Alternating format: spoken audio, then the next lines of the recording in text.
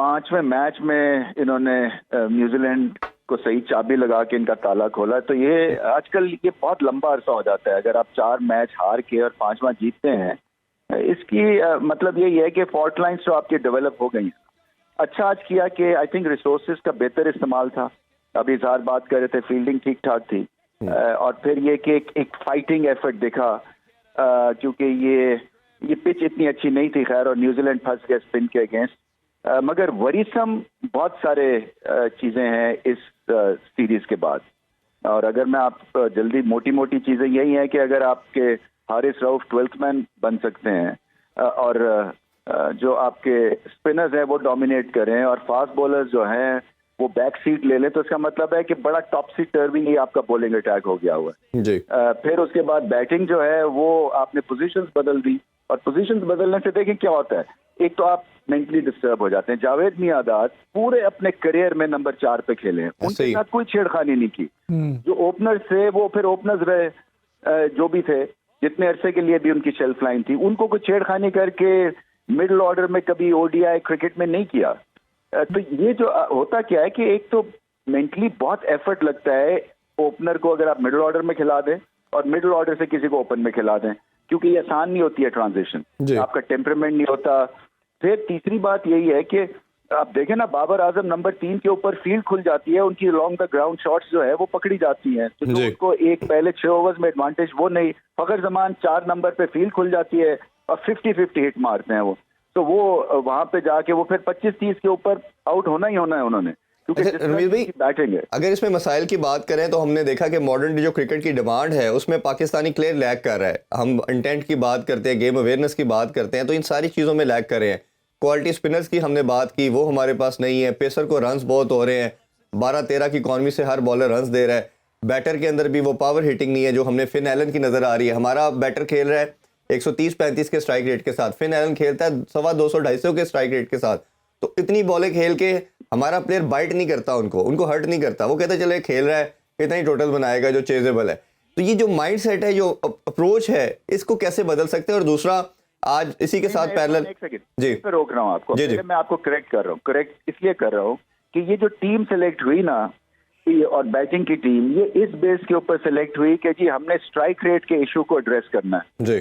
और क्योंकि पाकिस्तान का स्ट्राइक रेट ठीक नहीं है। अच्छा वो ठीक है, आपकी मंतक शायद ठीक होगी, मगर स्ट्राइक रेट के लिए क्या आपके पास वैसे प्लेयर्स हैं जो कि इस स्ट्राइक रेट को 10 रन तक सिर्फ मुनस्सिर ना हो पाकिस्तान की क्रिकेट टीम, उसको 40 पे ले जाएं, स्कोर करें, या कोई इम्पैक्ट क्रिएट कर सकें। मैं भी 6 बॉलों में 15 रन तो इस उम्र में मैं भी कर लूंगा, क्योंकि मुझे पता है मुझे 15 रन ही करने हैं ना जी। तो ये जो आप बात करते हैं ना कि इंटेंट और ये कि ये खेलते रहते हैं ऐसे, आपने इस जो सबसे ज्यादा खौफनाक चीज है कि आपने जो नए लड़के थे जिनको आपने स्ट्राइक रेट के बेस के ऊपर सेलेक्ट किया और नारा मारा कि इनको मौका नहीं मिलता है, इसीलिए जो है ये 3-4 प्लेयर्स की यहाँ पे मोनोपोली है और इसलिए पाकिस्तान टीम आगे नहीं निकलती है। तो आपने देख लिया उसका रिजल्ट क्या हुआ कि हमारी बेंच स्ट्रेंथ कितनी पीछे है compare to India for example. तो ये जो इंटेंट होती है ना, ये ठीक है, इट्स अ ग्रेट वर्ड, मगर आपको फिर अब पता चल गया है कि पाकिस्तान कितने पानी में है, पाकिस्तान कहाँ पे एक्सपेरिमेंट कर सकता है, कहाँ नहीं कर सकता और कहाँ बिल्कुल नहीं कर सकता। मैं बिल्कुल समझ रहा हूँ। मैं इसी के साथ दूसरा क्वेश्चन भी जोड़ना चाह रहा था ताकि क्लैरिटी मिल जाती।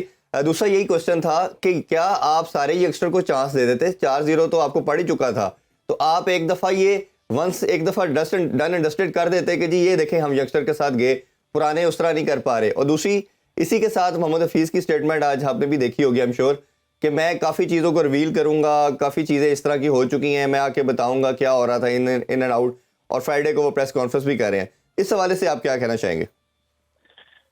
देखिए, ये एक अजीब सी बात है कि जब भी मुझे जो एटलीस्ट फीलिंग ये हुई है कि जब भी हम हारते थे तो हम फतह मना रहे थे। मैंने ये आज तक नहीं देखा है कि हारने के बाद आप कहें कि हमारे गेंस हमें मिल रहे हैं।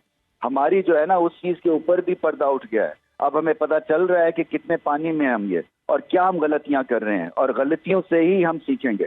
मैंने कभी डिफीट को ग्लोरीफाई होते हुए, ये ऑस्ट्रेलिया से शुरू हुआ है काम, यहाँ तक ये चल रहा है। तो पहले तो आपको स्पेड स्पेड कॉल करना है ना, और आप जब हारते हैं तो इसकी वजूहात होती हैं। आप एक्सपेरिमेंट करें 100 बिस्मिल्लाह, मगर आप फिर उसके साथ हार एक्सेप्ट ना करें। फिर आप कोर को ना छेड़े। देखिए, जब भी टीम सिलेक्ट होती है ना, तो उसके कोर प्लेयर्स बेस बनते हैं और वो कभी भी नहीं छेड़े जाते। For example Shah Afridi 12th man नहीं आप बना सकते हैं, बाबर आजम और रिजवान को 12th मैन नहीं बना सकते, क्योंकि एक बैटिंग प्लेयर है और एक बॉलिंग में करता है। तो आपका एक कोर बन गया ना, उसके इर्द गिर्द आप एक्सपेरिमेंट करें। वो एक्सपेरिमेंट में क्या किया कि आपने वो प्लेयर्स को आपने सिलेक्ट किया हुआ है जिनमें पता है कि अभी बहुत कसर है। निहारी जब पकती है ना, तो निहारी कई दफा 2 दिन लेती है। तो आपने जो है ना वो T20 नहारी बनाने की कोशिश की है कि जी मैंने अभी हांडी चढ़ाई है और आधे घंटे में सर्व हो जाएगी। ऐसा नहीं होता।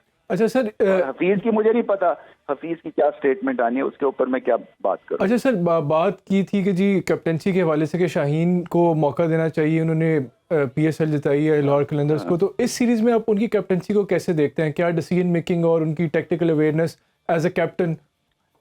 देखो इज़हार, ये जो कप्तानी है ना, ये इतनी स्ट्रेट फॉरवर्ड गेम नहीं। हालांकि T20 की कप्तानी बहुत आसान है कंपेयर टू टेस्ट मैच की कप्तानी या ODI की कप्तानी। देखो 50 ओवर्स में ना आपकी कप्तानी लड़ती है, ये आपके सेट एक फॉर्मूला होता है। ये अगर आप ब्रेंडन मैकलम को भी कप्तान बनाएंगे ना, उसे पता है कि पहले 6 ओवर्स में मेरे पास कौन से इंस्ट्रूमेंट्स है, मिडिल फेज में कौन अच्छा खेलेगा, आखिरी के फेज के ऊपर मुझे कौन सी बॉलिंग जो है वो सही यॉर्कर्स या वाइड यॉर्कर्स या स्लोअर बॉल या अच्छी तेज बॉलिंग करती है। तो ये एक सेट फॉर्मूला होता है।